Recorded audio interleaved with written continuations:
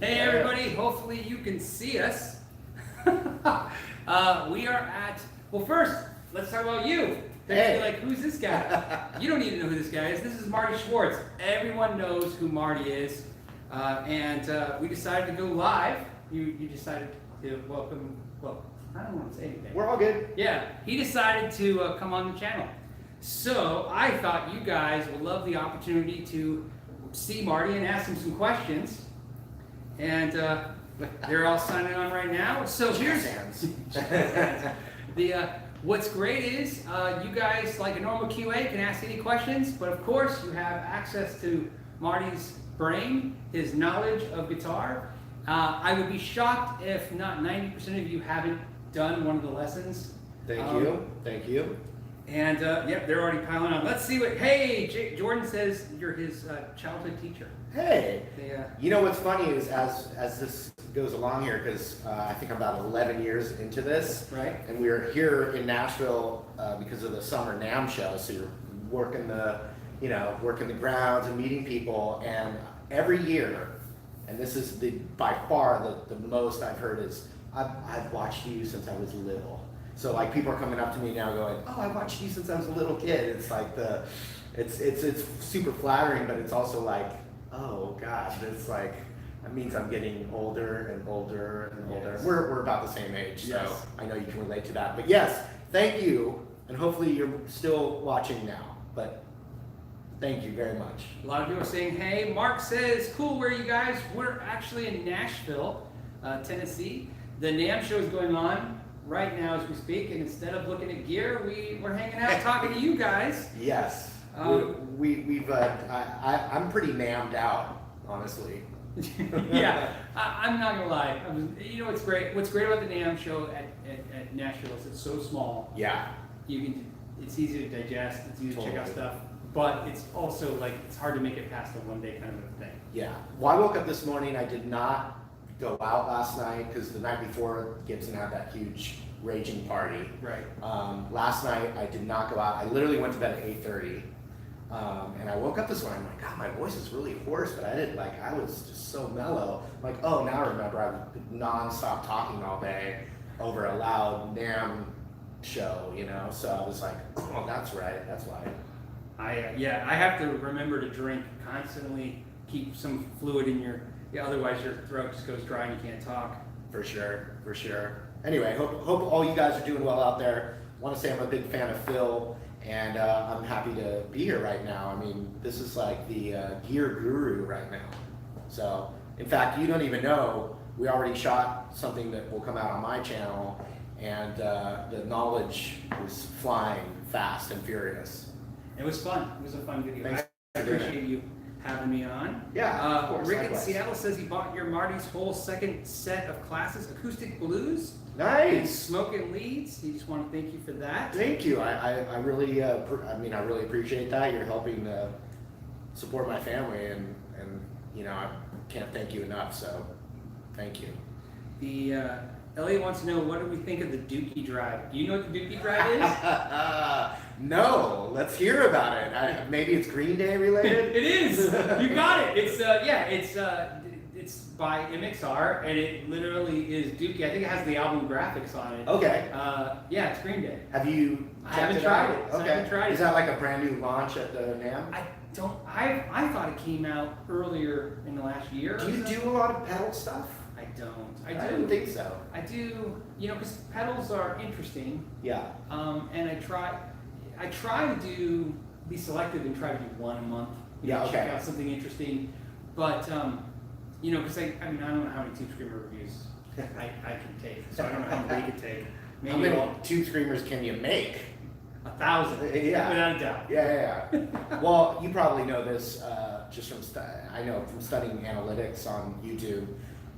No pedal does better than any guitar. Guitars are always more interesting to the audience, no matter what. Yes, and rightly so. You know what I mean? Pedals are important, and I like them. Yeah. And you can get addicted. I go through phases. Where you get addicted to them. Kind of have your favorite one. But yeah, I think the guitar as a subject is a much more interesting discussion. Yeah. Okay, let's see. The next one was. Okay, so they want to know, what is your favorite guitar or riff to play? Oh, and this is for both of us. So Okay. you can go first. Favorite guitar and riff. Well, when I say guitar, I love Fenders and Gibsons. I'm kind of a classics kind of guy. Right. And I don't discriminate because I love guitars, but the first guitar that pops into my mind is the classic Gibson ES 335. I just love the look, I love the sound, a little more than a Les Paul sound because you get a little bit of that woody semi-hollowness in there. So that would be my go-to, but man, it's so nice to then just grab a Strat. Yeah, You comfort's know, always nice. yeah. So if I'm teaching a SRV kind of thing, I'm not going to do it on a 335.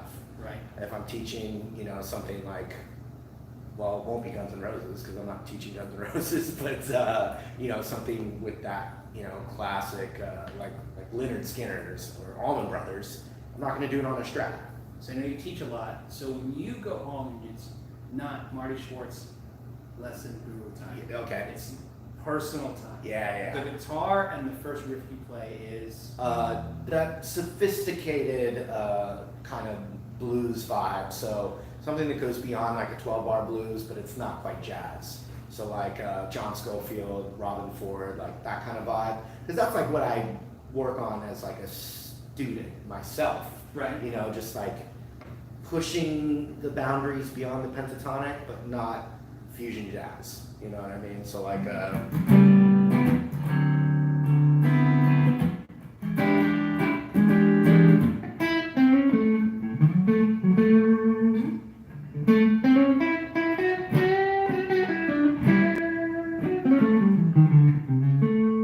so anything like still like in that soul blues thing, but just one little notch above the,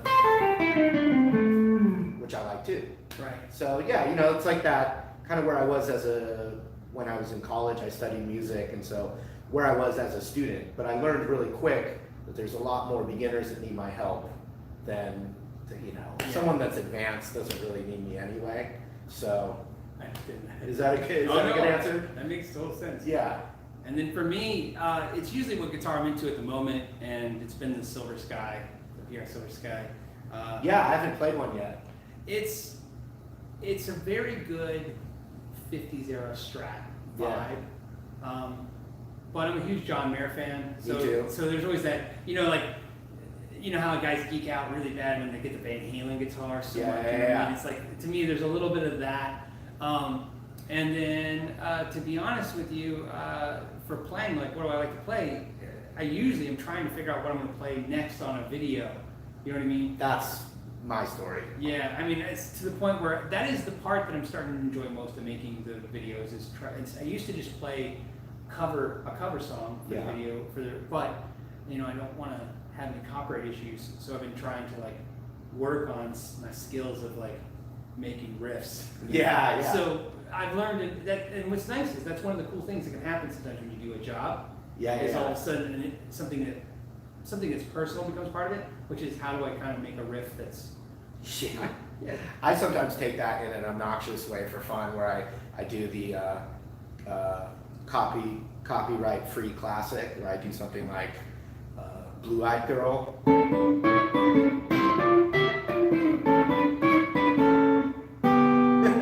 Like just things that are like, or Smells Like Teen Spirit.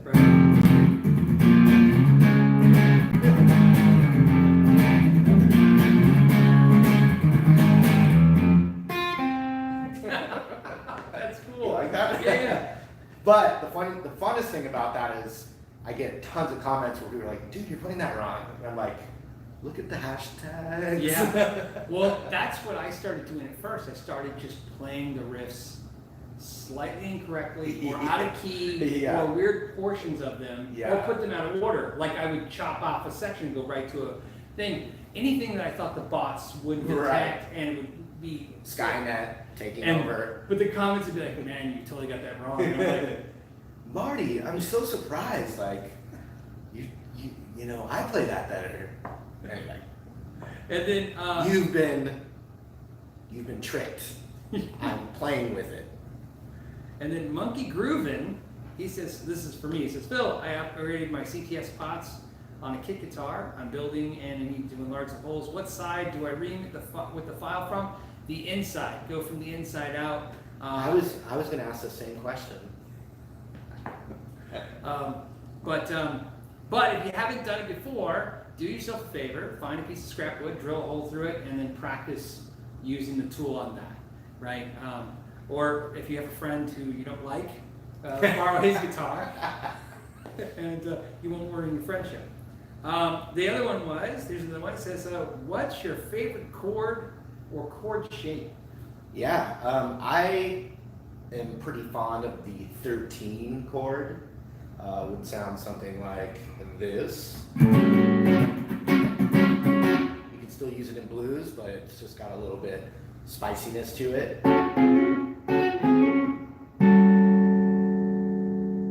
13 chord. We'll lose it. Hold on a second, because it's saying I lost. Can't connect to the server now. So I lost it. Let's see. Maybe you're still watching this. I'm not seeing the scroll. It's still on yours. Yeah, that's okay. I'll bear with us for a second. Let me play some licks. There was some. It's still going.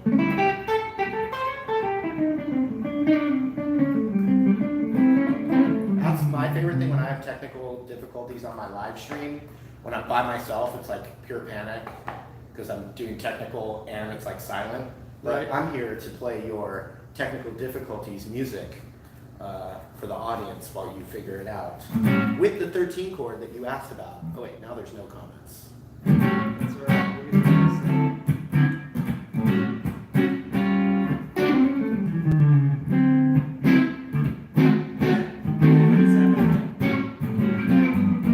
So, oh yeah, can I see yours? Yeah, it'll work.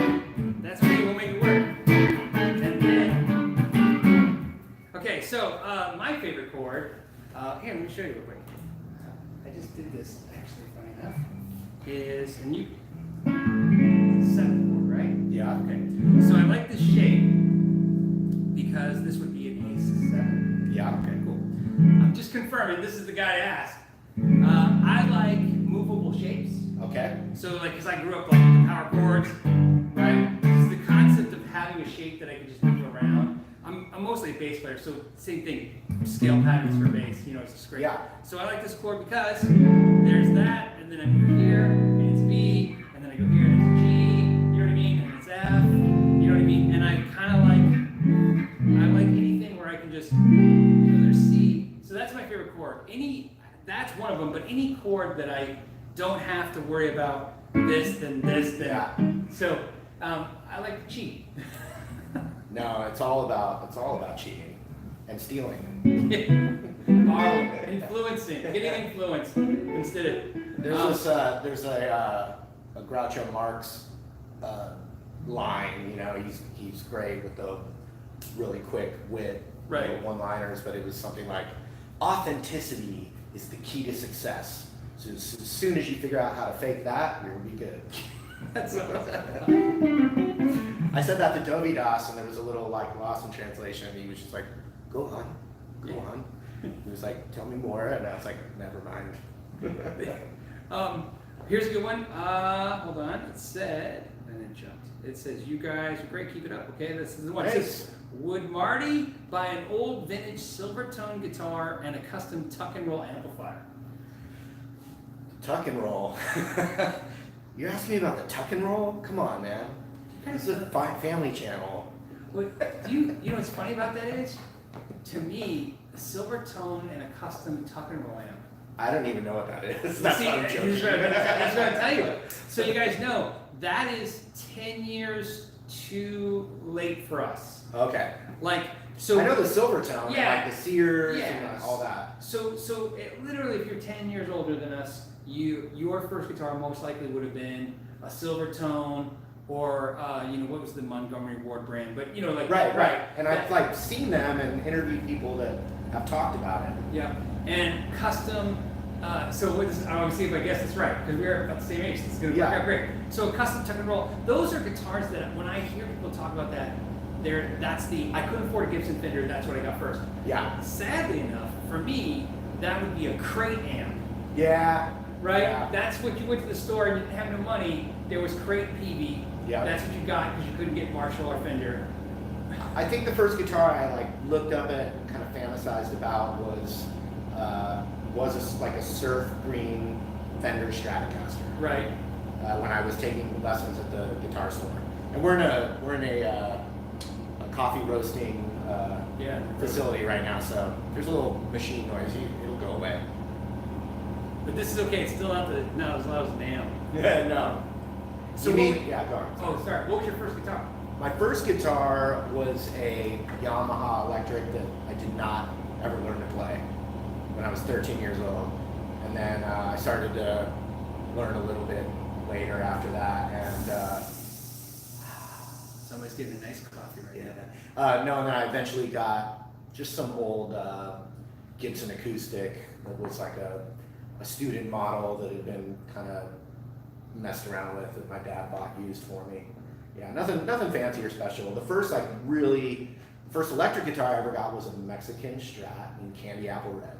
Wow, that was your first guitar? My first electric. Oh, first electric. Yeah. So I was learning mostly on acoustic for a couple years, and then I was ready to I wanted to be in a band really bad, and so I traded a few things in and saved some money and got a candy apple red Mexican Strat and a Vibrolux from the 70s that I just bought off a newspaper ad. That's a legit rig though. It was. No, I was in a band. I was already in college, so that was my college band called Steamroller. Don't look for them. They don't exist anymore, and we only existed pre-internet, so there's just nothing out there on us. Man, you'd be shocked. Some of that stuff, that VHS now gets converted into some kind of MP4 and ends up on YouTube now. Well, actually, something that did blow me away out at the NAMM floor is someone came up to me and was like, "How was your trip to France?"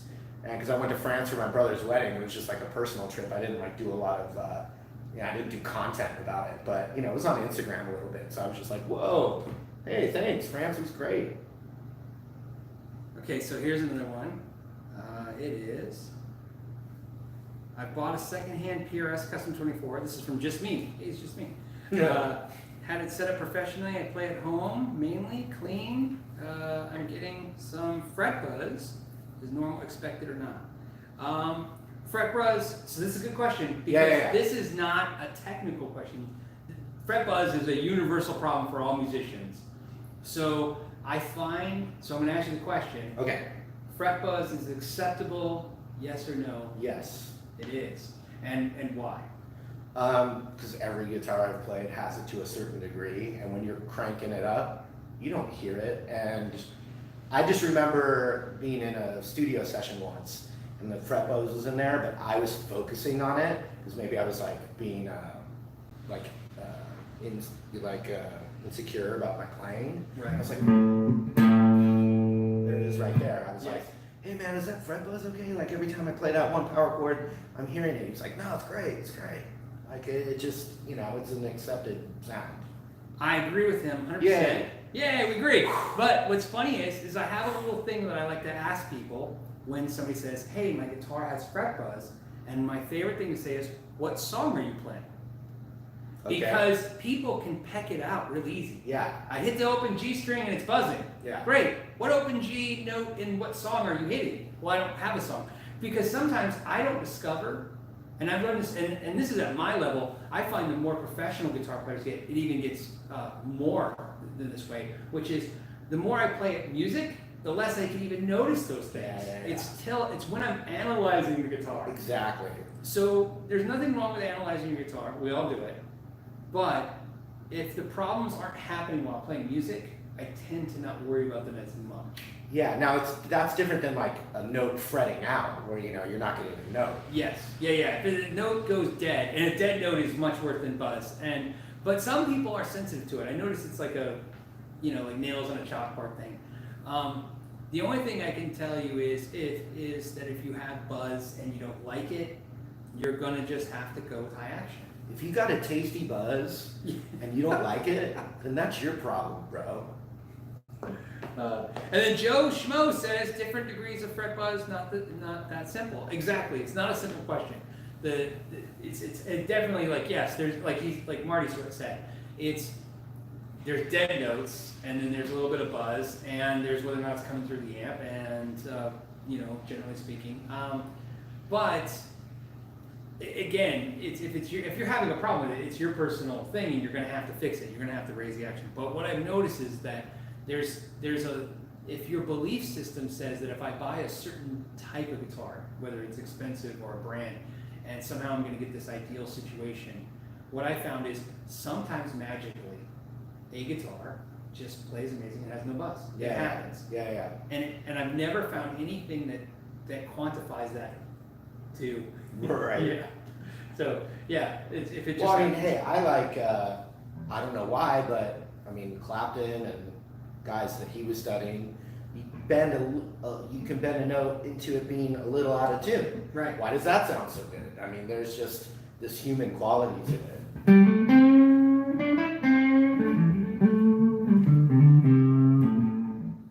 Yeah. That's why we're not computers, This is different. Okay, we'll go with it. Monkey Kruven says opinions on the DiMarzio 36th anniversary PFs. Oh, dude, it's so rad. Yeah, are you no, pickups? I have no idea.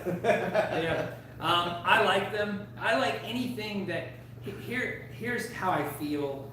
It's like guitars. Fender got it right with the Strat, right? Gibson got it right with the Les Paul. So essentially, you could take that same philosophy and say Gibson got it right with the humbucker, just like Fender got it right with Syncoil. So if you look at the very first iterations of the Gibson pickups, I think they're fantastic. So when companies like DiMarzio make the PAF 36th anniversary, it's a patent applied for a pickup, so it's a copy of the Gibson. Understood that. Understood part of that. Yeah. All I'm trying to say is, of course, I like all the copies of the early Gibson pickups because I like early Gibson pickups. Is what I'm trying to say, right? Yeah. See how technically different. I love it. Yeah. I love it. This is great. I want to learn. I'm here to learn. Yeah. Let's see what else. Okay, hold on. Okay, here we go. Ready? Yeah. Robert wants to know what our thoughts on Fender's alternate reality series. Have you seen those? Do you know what that is? No, I don't. Okay, so this is fun because it's not. Tell me. Okay, Fender. You'll know what we're talking about in a second. Fender's making these crazy guitars. Like they made a telly. Oh, I know that one. But Is that part of it? Yeah, where acoustic telly? No, not that. Oh. It's the one that they made a telly, but it's a mahogany neck, mahogany body with maple cap and humbuckers and four knobs and okay. ball. You know what I mean? These wacky guitars. Yeah, where, alternate timelines. Yes. Like, yeah. Are you big on that? Is that? I'm a traditionalist myself, but I mean that's because I was just watching my heroes like Hendrix, the Allman Brothers, and that they play just those classic Strats, Tellys, Les Pauls, 335s. That's just me. I went to, ironically, before I came here, I was in the Guitar Center and I was just checking some stuff out, and they had the alternate reality telly that looks like a Les Paul, and I picked it up and I go, oh, I really like this. And it was $2,000, and my brain just said, but for $2,000 I could buy a Les Paul, and I just couldn't. I couldn't validate the, buying a hybrid version of something for the same price of buying the thing. I think about they're probably studying all these different data points and analytics, and they're like, see these little openings, and they're studying or artificial intelligence, like programs going, there is a need for, here's a little window that we need to, there's this little gap right here that people that own every single thing, they're going to buy this one too. So let's make this.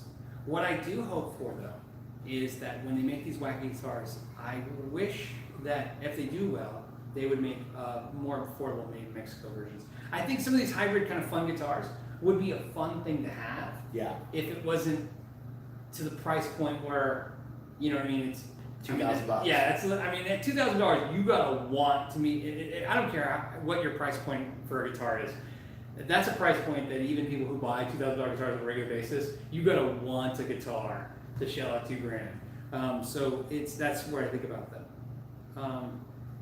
Let's see, are we doing okay? Got 5 minutes, perfect. We'll wrap it up with 2 questions. Let's see. Let's see if we can find one. As we go quiet. I was just doing the Wayne's World. Oh, here's a good one from Ricky. Says, I'm going to change the question just a little bit because I like it. It says, Fender needs to put stainless frets on their Strats. Stainless steel frets. You care? You like I don't know the difference, but because I'm not super gear oriented, you know, I'm more feel and does it feel good? What is it? There's another Strat style guitar, real high end one. Like Sir, I think. Sir, that's yeah, what I was saying. yeah. That's it. They do stainless steel, right? Yeah. And I played that one. I mean, it felt great. So what's the deal? Well, because they're so hard, they last forever. In fact, it's almost impossible to need a refresh. Right. Gotcha. Okay. But also because they're so hard, when you polish them, they're almost frictionless when you bend. Okay. So, you know, when you bend, you really notice it's like Yeah. it lasts like, you know what I mean? To me, stainless is a funny thing because it's more of a shredder kind of thing. You know what I mean? Okay. Guys who play a lot. I can see where if you do a lot of cowboy chords and you wear out those guitars. Yeah. But to me, if you're playing a lot of cowboy chords at gigs, you're probably not bringing a $4,000 guitar with you. Understood. I mean, I'm just, you know what I mean? Actually, let's say, so I don't upset the internet. All of my friends who play cowboy chords for a living do not play $4,000 guitars. They take affordable guitars because of the fact that they're like, people spill beer or something on my guitars. Yeah. They're like, I'd kill somebody for that. Yeah. You know, you just want to play a gig, you don't want to homicide. And the last question is going to be, and I'm going to try to find a good one, so always puts the... Oh, you know what? Kyle's got a great question for you. Okay.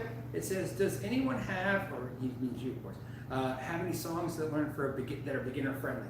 What's the most beginner friendly songs? Well, if you're leaning more towards like rock, electric guitar, I always have people learn just a few classic riffs on like the top string. Keep it as simple as possible. So you would have things like just to get you playing the guitar, and then like AC/DC style.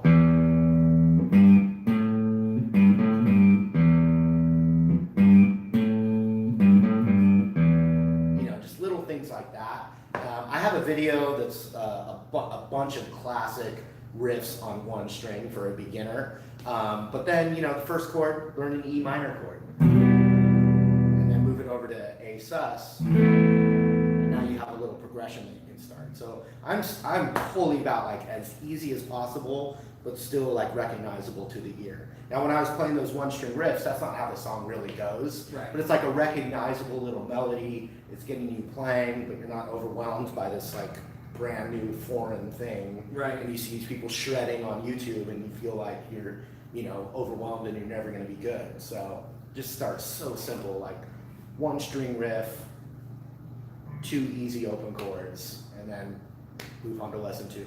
That's awesome. And as you guys know, I index all these, so I'll index the link to your videos. Oh, and stuff. I thanks. index every question so that people can reference it. Thanks so much, Phil. And we're going to let you guys go because we got stuff to do. We got to work. Damn, baby. I want to thank Marty for coming on. Thanks, I'm Phil. saying it weird with a W. It's Marty. Maybe it's my accent. You're fine. And I want to thank Marty for coming on and hanging out with us. And appreciate you guys for joining us live.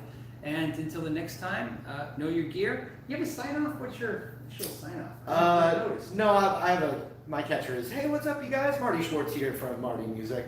But that's not when I say goodbye. I just usually say, I have variations, but I just say, hope to see you again real soon. We'll leave on that. Thanks, guys.